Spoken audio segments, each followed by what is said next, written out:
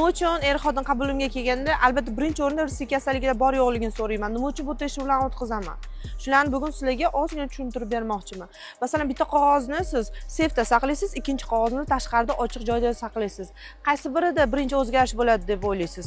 Albatta, ochiq havoda bo'lgan qog'ozni sifatiga ham, ko'rinishiga ham juda ham katta ta'sir ko'rsatadi, tez o'zgaradi. Irsiyatda ham shunaqa o'zgarishlar bor. Chunki oldingi zamon bilan hozirgi zamon juda ham katta farqi bor. Hozirgi zamonda bizani ichki stержimiz, ya'ni ichki siyohimizda juda ham katta o'zgarishlar bo'lyapti. Chunki biz uyimizda konditsioner ishlatamiz, mikrovolnovka, masalan, sotli telefonlarni hozir har xil radiatsionniy to'lqinlar bilan ishlatamiz. Mana shular hammasi bizani ichki stержimizga, ya'ni ichki siyohimizga juda ham katta ta'sir qiladi.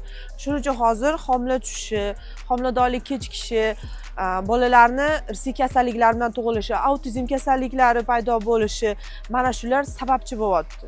Shuning uchun qabulimga kelganingizda, agar sizda haqiqatan ham homila qayta-qayta tushishi kuzatilsa yoki homiladorlik kechiksa yoki siz qarindosh bo'lsangiz, ya'ni er-xotin qarindosh bo'lib turmush qurishgan bo'lsa, albatta sizlarni irsiy kasalliklar bor yo'qligini aniqlash kerak. Sizlarda irsiy kasalliklar bor yo'qligini aniqlash uchun mana shu genetik tekshiruvlardan o'tishinglar shart va bu tekshiruvlarni albatta olib boraman.